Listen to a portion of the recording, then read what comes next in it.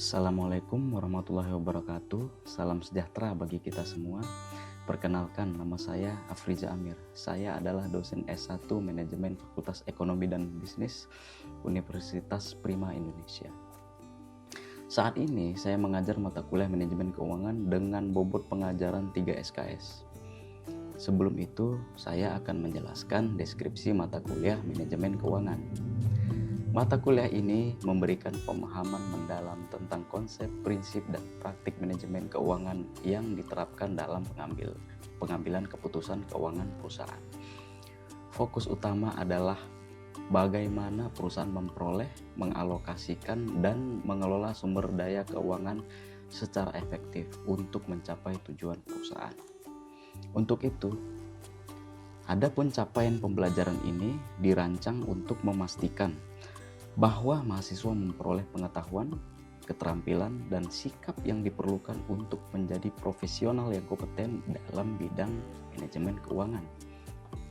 Metode pengajaran yang saya lakukan adalah yang pertama, delivery method. Saya akan memberi materi kepada mahasiswa yang nantinya mahasiswa akan memberikan umpan balik atas materi yang saya sampaikan. Yang kedua, saya menggunakan problem based learning. Saat materi telah disampaikan, saya akan memberikan tugas kepada mahasiswa menggunakan permasalahan atau isu yang terjadi sehingga mahasiswa mendapatkan kesan yang mendalam tentang materi yang saya sampaikan sebelumnya. Selain itu, dalam perkuliahan ini saya menggunakan teknologi informasi dalam melaksanakan pengajaran. Adapun metode dan teknologi yang saya gunakan dalam pengajaran, saya menggunakan teknologi yang pertama itu Zoom, yang kedua Bloomberg.com, yang ketiga investing.com, yang keempat idx.co.id, yang kelima wallstreetjournal.com, yang keenam simplywallstreet.st, yang ketujuh cnbc.com, dan yang terakhir YouTube. Hal ini saya lakukan agar mahasiswa dapat memanfaatkan teknologi dan keterbukaan informasi untuk menambah wawasan dan memperoleh data terkait materi yang saya sampaikan. Salah satu contoh pengajaran yang saya akan sampaikan setelah ini adalah materi analisis laporan keuangan.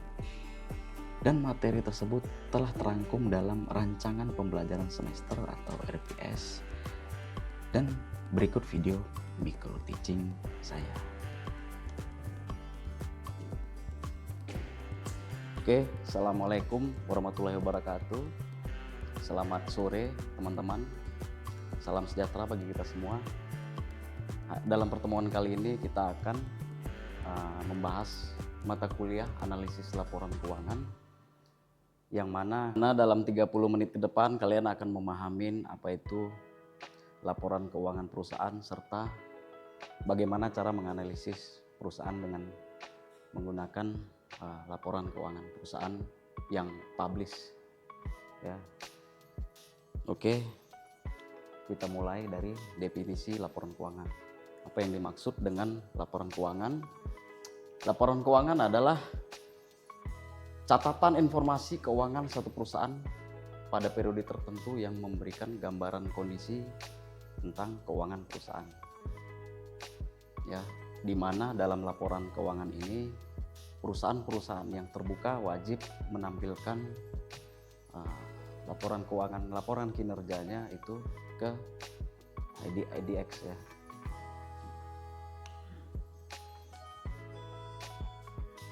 Apa sih tujuan perusahaan atau emiten itu mempublish laporan keuangannya? Tujuan analisis laporan keuangan itu yang pertama menilai kinerja dari keuangan perusahaan. Bagaimana performa perusahaan tercermin dari kinerja keuangan perusahaan. Yang kedua, membantu dalam pengambilan keputusan investasi. Di sini laporan keuangan juga banyak digunakan oleh investor dan analis-analis keuangan untuk menentukan pengambilan keputusan investasi. Poin ketiga, menentukan kelayakan kredit. biasanya ini yang menggunakan laporan keuangan ini dari pihak bank ya, menentukan kelayakan kredit perusahaan ini layak diberi kredit atau tidak. Yang keempat, poin keempat, menyusun strategi keuangan dan operasional. Di sini biasanya digunakan emiten dalam laporan keuangan yang telah terbit, bagaimana strategi menyusun laporan keuangan ke depannya ya, untuk meningkris ya, meningkatkan kinerja perusahaan ke depannya agar lebih baik. Oke, siapa saja pengguna laporan keuangan? Sama-sama kita ketahui di sini ada berbagai latar belakang orang yang menggunakan laporan keuangan ya, pengguna laporan keuangan.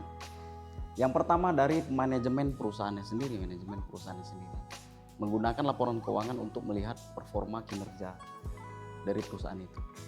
Karena laporan keuangan mencerminkan kinerja, otomatis digunakan oleh manajemennya sendiri untuk melihat kinerja perusahaan. Yang kedua, digunakan oleh investor sebelum melakukan investasi. Investor melihat laporan keuangan dari perusahaan yang dia sasar. Yang ketiga, kreditor, lembaga keuangan. Ini dari pihak pemberi pinjaman biasanya, kreditor dari pihak perbankan. Yang keempat, dari pemegang sahamnya sendiri ya. Pemegang sahamnya sendiri ini biasanya orang yang sudah stay atau investasi duluan di dalam perusahaan itu. Dia menggunakan laporan keuangan perusahaan tersebut untuk melihat performa juga, apakah perusahaan ini masih layak dia investasikan atau tidak. Oke, next, yang kelima, analis atau konsultan keuangan menggunakan laporan keuangan untuk mereview satu perusahaan ya. Apakah perusahaan ini layak untuk diinvestasikan ya. Biasanya mereka itu membuat perencanaan keuangan dari laporan keuangan yang telah terbit. Jadi dia buat view untuk laporan untuk forecast atau prediksi 5 tahun ke depan. Ini dari konsultan atau analis. Yang terakhir, karyawan dan masyarakat menggunakan laporan keuangan dari perusahaan untuk, kalau karyawan biasanya untuk melihat apakah ada bonus tahunan. Kalau perusahaannya juga dalam tahun itu ada profit besar, biasanya akan dibagikan bonus kepada karyawan. Nah, untuk masyarakat biasanya laporan keuangan ini digunakan, apalagi untuk mahasiswa ya, mahasiswa menggunakan laporan keuangan ini untuk bahan research ya. Next slide. Dari mana sih kita dapat sumber-sumber laporan keuangan perusahaan ya, perusahaan yang especially di dalam negeri. Di dalam negeri itu yang TBK ada lebih daripada 750 perusahaan yang laporan keuangannya bisa diakses ya, di Indonesia. Jadi perusahaan yang terbuka itu siapa aja boleh akses laporan keuangan. Sumber informasinya di sini saya tampilin hanya 3, sebenarnya banyak, lebih dari 3. Ya, di mana aja sebenarnya bisa. Ya, tapi yang utama, yang pertama itu biasanya kita ambil sumber daripada laporan keuangan daripada IDX, Indonesian Stock Exchange ya, Bursa Efek Indonesia, yang menyajikan laporan keuangan perusahaan yang terbuka. Ini yang pertama, ini spesial perusahaan-perusahaan yang listing di Indonesia. Perusahaan luar ini nggak ada ya, yang IDX ya. Ini hanya yang Indonesia.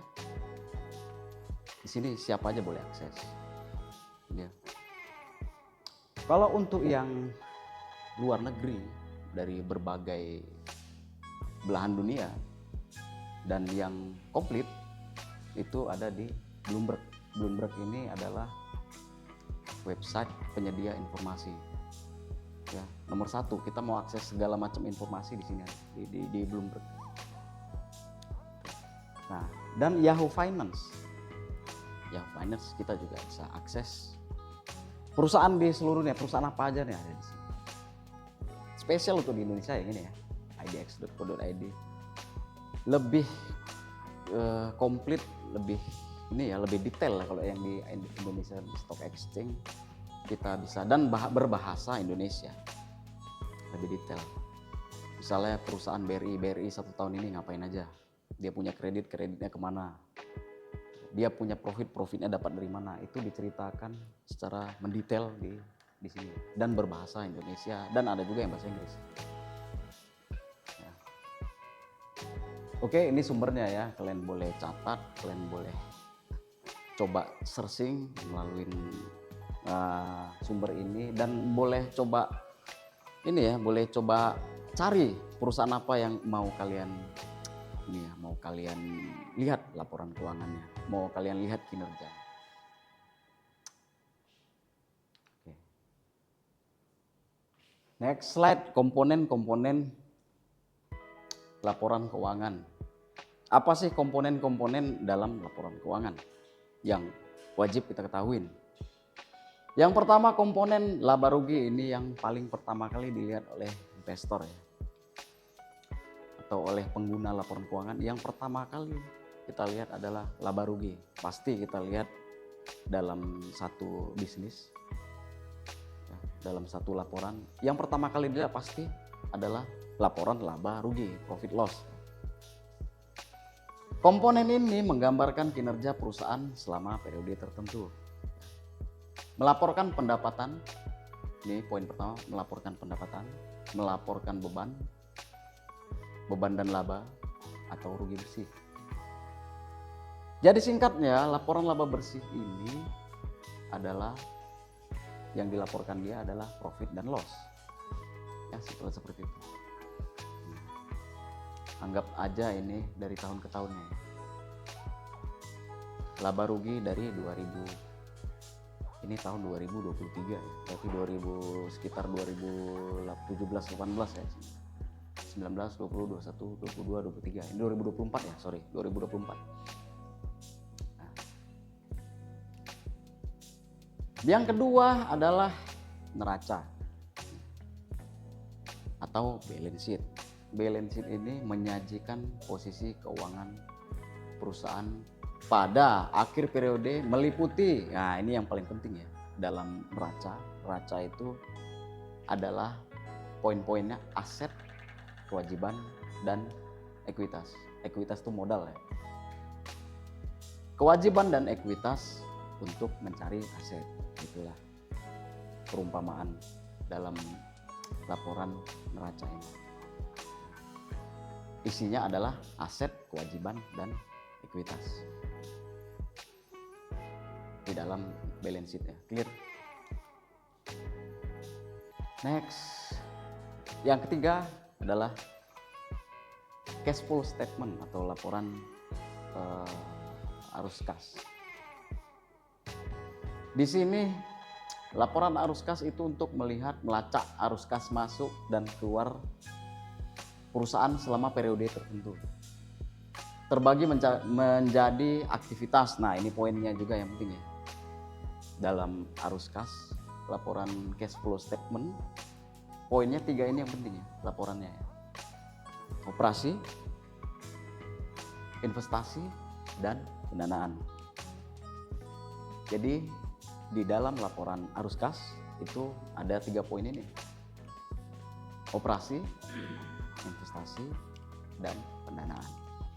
Jadi laporan arus kas ini singkatnya dia menghitung banyakan uang masuk atau banyakan uang keluar. Ya, next. Yang terakhir ya, yang keempat ya. Yang keempat ini adalah laporan perubahan ekuitas atau perubahan modal. Di sini laporan ini menggambarkan perubahan ekuitas pemegang saham dalam periode tertentu. Jadi selama periode tertentu pemegang sahamnya atau ekuitasnya itu selalu berubah-ubah ya. Yang dapat dilihat dari laporan ini. change in equity. Nah.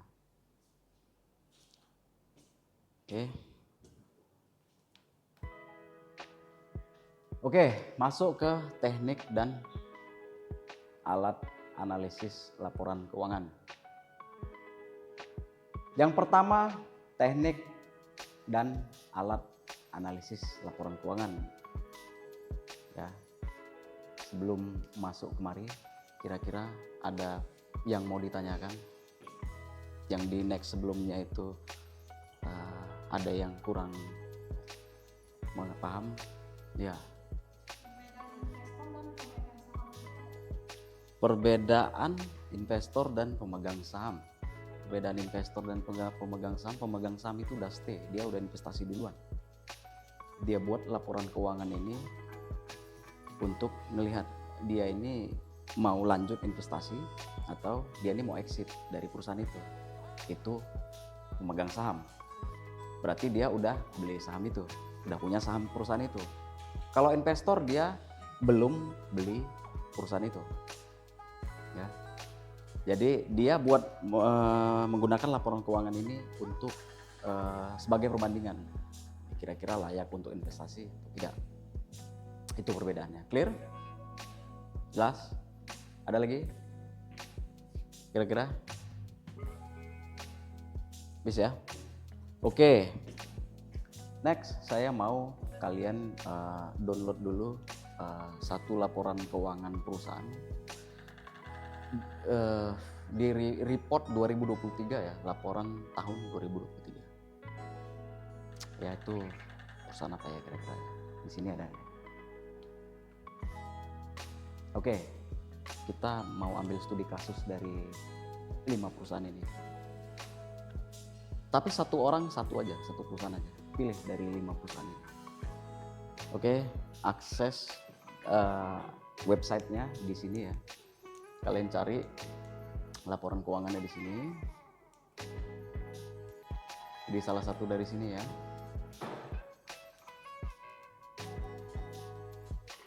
Oke, kalian boleh pilih Astra, Adikarya, Merdeka Copper Gold, Indonesia. Boleh akses ya.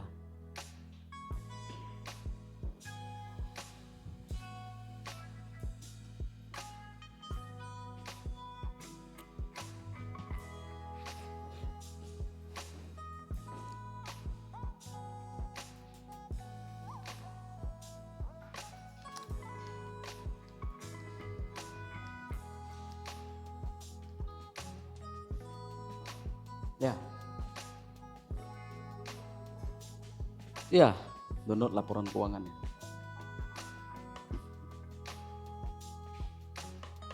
...2023 ya, laporan annual 2023. Kita mau ambil studi kasus.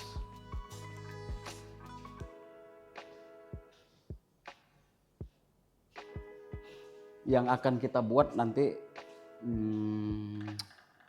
kita itu mau nganalisis ini ya, ada tiga bentuk analisis yang kedepannya akan kita buat menggunakan laporan keuangan yang kalian telah download. Yang pertama itu analisis horizontal. Jadi kita akan membandingkan data keuangan selama beberapa periode untuk mengidentifikasi sebuah pola ya. Kita berikan satu contoh ya. Kita berikan, bisa nggak ya? Dari 5 tahun terakhir berarti 2024, 23, 22, 21, 20. Ya, kita mau lihat contoh, kita mau lihat profitnya ya, profit perusahaan ini dalam 5 tahun terakhir ya. Nah, horizontal analysis dia itu mendeteksi, mengidentifikasi tren atau pola.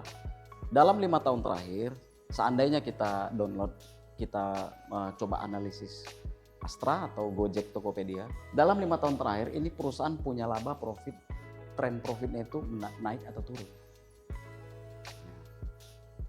Ini yang mau kita coba analisis dengan metode analisis horizontal. Yang kedua nih, analisis jenis vertikal ya. Vertikal itu analisisnya dia membandingkan satu perusahaan yang industrinya sama ya. Misalnya sama-sama perusahaan batubara ya, ada Aro Energi misalnya dengan perusahaan Bukit Asam misalnya. Nah ini kita bandingkan dalam 5 tahun terakhir Adaro Energi sama Bukit Asam ini punya profit atau tidak. Jadi cara menganalisis vertikal ini dia membandingkan dengan perusahaan yang sejenis, ini yang vertikal. Yang ketiga, rasio analisis itu analisis menggunakan rasio keuangan untuk menilai kinerja perusahaan. Nah, analisis rasio ini contohnya ya. Apa poin-poin dari rasio likuiditas? Ya, di sini ada 4 poin. Di rasio likuiditas itu ada berapa poin? Ada berapa rasio? Ada berapa poin di rasio likuiditas? Ada yang bisa bantu jawab saya? Ada berapa poin dalam rasio likuiditas? Rasio cepat ada 3 poin ya. Yang pertama current ratio ya. Yang kedua rasio cepat. Oke. Ya, ada 3 poin penting dalam liquid rasio. Rasio cepat, rasio lancar. Oke, yang kedua solvability. Ada yang mau coba bantu jawab? Apa poin-poin dalam rasio solvability? Solvabilitas.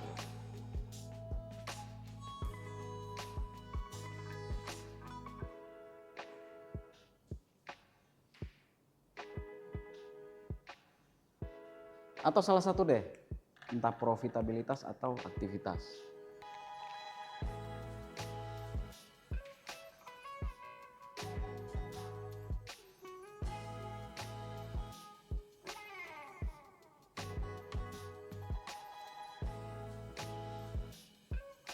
Atau ini next, ntar kita iniin aja ya, kita buat pekerjaan rumah aja ya.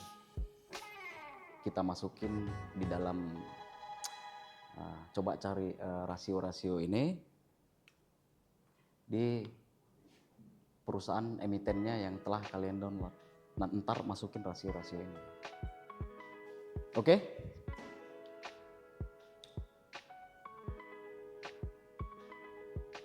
Kalau ada yang nggak mau dengan kelima emiten ini, misalnya Pak saya punya emiten yang menarik, atau saya punya perusahaan yang menarik Pak, tapi nggak ada dari yang 5 ini Pak, boleh ya. Tapi pastikan perusahaannya punya kinerja yang ini ya, yang bagus.